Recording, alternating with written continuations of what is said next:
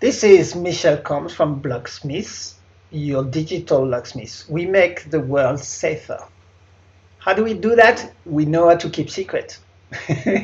And we make secrets so protected that no one can break in. So people state that 100% security doesn't exist. Well, do you think that nuclear bombs, triggers, and switches are not protected at 100% level of security? It, they are. And so, it's a question is how you do it. You need a little bit of disciplines, and meaning that it's required that you don't store and save backups of your keys and password anywhere. You need to have physical control of where you save them. And you need to make sure that we apply a simple rule that is from a mathematician in the 1750, Gabriel Cramer, that stated that for solving the problems of n unknowns, you need n equation. Indeed, you need n clue to solve n unknown. And this applies to linear system, but also is still valid for unlinear system. Passwords are unlinear, of course. And to make something safe, you just have to have, like if you have n public key, you just have to have n plus 1 secret key to make it unbreakable. Because the problem is undetermined, and that means that there is more than one solution. There is an infinite solution to that problem. So it's technically unsolvable, the meaning that you won't recognize the one set of keys that open the door, decrypt the files, and all those things. And when I say n plus 1 for every public key or every information that is derived from a private key, so that can be a hash store somewhere, that can be a file that is encrypted, that is the content is known, at least the format of the content is known, and all that means if for each files you need to have a plus 1. So if you have n files encrypted, you need n plus 1 keys to encrypt those files. So if you respect that, you're unbreakable, because you always have an extra factors that prevent from searching in the space and finding the solution. One thing that is important is you have to combine the multiple factor, not have them in series like most people do, and then and make it unsecure, or make it the problem of breaking in easier. So something you have, something you know, something you have. I always have to have at least 256-bit of entropy, and something you know can be low entropy as long as you combine them with a higher entropy E key. And the low entropy, I suggest that you have one password, one master password, that is 40-bit of entropy. So that means like it's 3-4 words longs. And then for sure with special characters, with all the things that make it unbreakable. One thing that amazed me is that we still use protection that has been designed in the early days of computing, in the 60s, where you have a terminal, maybe a text terminal VT100, where you first it's multi-user system. Nowadays, most systems that are used are single users. You have your PC, you have your laptop, and so you don't protect the things the same way. In those things, and then you used to have a space where machines were 8-bit machine. 8-bit machine means 7-bit characters and ASCII characters basically, and we still use password with 7-bit characters, which make no sense in an era where you can render 32-bit character. How come that the keyboard didn't evolve to have all those characters, millions and millions of characters that would be so useful for password, for making password unbreakable, unbrute forceable? And so what we do is we have our password manager. We design a password manager that turns a simple memorable password combined with something you have, so it's an MFA, and turn it into a much stronger password. And when I say much stronger password, it's totally unbreakable because it's a 32-bit character password that use the whole space of character available. That means you have smiley, you have emojis, you got all the Unicode alphabet of any country that is available for typing your password. However, it's not that easy to type it in every single keyboard that we have. On the phone is different, on the desktop is different. And so that's why a simple password manager that has a given convention where you type the special character in a given way, and that's get decoded and translated in a second way. And then you could use that password manager to retype, auto-type the password in the field where you need to be captured. That makes the system so strong that no one without access to your password manager will be able to guess the password. And even if you have access to your password manager, if you get a password manager that does not leave a clue about the password, then it's even stronger because it means that there is no stored value of the password anywhere on the planet, even on your local machine. And so that means that something you really remember, even if it's in a dictionary, you cannot detect that it opened doors. And that's how we make our system unbreakable. If you need to learn more about us, just reach out from blockSmith. We are on LinkedIn. We will be happy to answer your question and to protect. Now, in a previous video, I just wrote a little script, developed a little script with you guys to demonstrate the power of strong passwords. So let me show you how we can secure as any system very fast using very simple trick. So yeah, I did develop a little program that is taking in few inputs and then transform it in a very strong password. What makes a password unbreakable? You don't need a special keyboard with all the Unicode. I mean, if you have it, then it's easy, straightforward. But length is more important than the length of the alphabet that is used to generate your password, because it goes like a password that has 10 characters is this alphabet size to the power 10. And so you have, if you have 11 characters, then you multiply one order of magnitude above, and then that type of thing. And so I would totally recommend to use emojis for password, and doesn't need to have a special keyboard. You can have smiley with the colon, and all emoji with their colon code. What I call it is their textual format, and you can even develop your own code. You can have the smiley that has the tongue out, the big smile. You can have the O. You can have the monkey. You can have the people with the hat. You can have the devil. I forgot the devil, but you make up your own. So that's the cowboy here with the hat. You can have plenty of things. You can have the one with the nose. So you can have the one with glasses and the nose. It's all the alphabet code, and I think like if you type a smiley, it's one character, but here it's 3 characters. So 3 characters is 21 bit already. And so when I recommend to have password at least in a 120 bits to get it to be strong.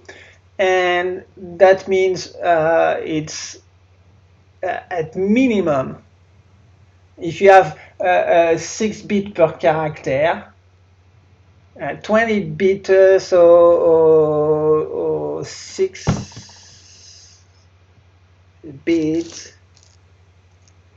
not 20 bit, it's 100 bit, what I say. And so it's like 20 characters, so it's long. And so by having characters that you memorize in set of 3 because they have their text form of Unicode, of smiley, of emojis, it's huge because you multiply by 3 the length of your character. And so instead of having 20 characters, you just need to have 7 or 8 characters if you use the full alphabet, Unicode alphabet. And so that's valid for, so if you have the Unicode on UTF-8, so it's on 16-bit, you can have 32-bit characters. 32-bit characters, that would mean that you use 4 characters to encode that special one. And so if you type emojis with your own coding for character lengths, so like this one are 3 characters, but this one, if you have a hat, like this one is 5 characters. So it's already more than 32-bit to encode that. I mean, it's not all the characters that are available, but you make your own code. You can also use the style, bold, italic, underscore, and you can have little code, your little markup language that you develop on your own. You don't want to have something that is too standard because then it's easier to brute force to attack if people knows how you generate your password. So keep it secret. But this is your suggestion. If you want to have, like I would say, my password would be totally secure, and I want to underline secure, so I can do something like that. I underline just the first one, and I make it italic, put a I before all the letters of the other one. Then make it like italic. I can say, oh, I want to have the total in green, and so I'll say color green, and then I can put parentheses or whatever it is. You decide your own markup, and that makes a password that is already super long. In very little time. But if you want to go an extra length in security, generate your password with the full alphabet of Unicode. And so what we do is that we get a password from the user with a getPass method that is here. GetPass, we use something that is very interesting and easy to use, is systemd as password. This is an utility to request credential from the operator at boot time. Is that when you have to decrypt a disk drive and that type of thing. And so the advantage of that is that the password is cached temporarily in a memory that is not accessible in the user space. It's in the kernel memory, and so or it requires special privilege to access that, and that makes it a fantastic place for asking password in a safe way. So I ask the password there. You can have something you have. So let's say I have a key that is this way. So that's a secret key. So don't display it somewhere. You can have it through the environment. You can have it through a special file. Make it generated on the fly. You can have different ways. But combine this something you know with something you have. You can have it specify for a given host URL, given machine, and then you hash all that together. So you hash the seed, the path, the URL, any type of string. You can have a counter if you want to rotate the keys, that type of thing. That make it act like how do we call it? That the hash one-time password type of thing. And so you can be wild in your imagination. Get your special private recipe, but you really need to follow the n+1 rules. Is that I generate a key, so I need to have at least 2 secrets. That will be the seed and the pass. All the rest can be public information without any problem. The advantage of if you use a URL or a pass name, like a file pass for encrypting a file, then it makes it unique for every single file, and so that means you automatically have the n+1 if you have that discipline of using universally resource name or identifier to the resource that is protected. So if you do that, you're safe. And so I ask the password, I combine it with all the other materials with n+1 secret, and then it's a question of choosing your alphabet for decrypting the data. And so an alphabet can be the full 7-bit ASCII code, but I recommend to have the emojis. And so you can really add to the alphabet. I mean, like I added a few. You can technically add all of them, emojis, that make the space of exploration huge and totally and scannable, if we can say so. And so you cannot guess a password if the space is too huge. And so now, so you generate a key with those simple things, and then you just have to encode it in the dimension of that alphabet. And so it's just a matter of encoding in base R, which R is the radix of the length of the alphabet. And that's it. And so if we experiment, it's very simple. So let's run the script. Let's call it strong password, something like that. Yes, strong password. And that's it. Enter your password, so that's something that I know. And I will make you the test with very simple thing. It's like 1, 2, 3 space Sunny. And so here is my keys that I generated, so in hexadecimal form. The key is base 58. So even you can use that as a password. I mean, it's long enough, and it makes sense. Like it's 40-something characters. So it has technically 256-bit of entropy. So this is the alphabet used. And so if I encode in base, there is 109 characters in that alphabet. And so if you encode the key with that alphabet as those series of numbers, and then if I map with every character, that's what it is. I have a 38 characters password that is like that. So there is low letter, there is special characters, there's numbers, special characters, uppercase, lowercase, and some emojis. It's fantastic. If you use that anywhere, no one, I guarantee no one will guess your password unless they get the old on the key. That is this one. But even they can know your password, like 123 Sunny, 123 Sunny. You can have very simple password to memorize. If they don't know that special, they don't have that special keys, they're locked out. So imagine, it's easy to secure things. And I recommend that everybody use a password manager, like a blockSmith password manager, that have the secure way of first providing that. We don't have that in memory. We reconstruct it on the fly at the time of use.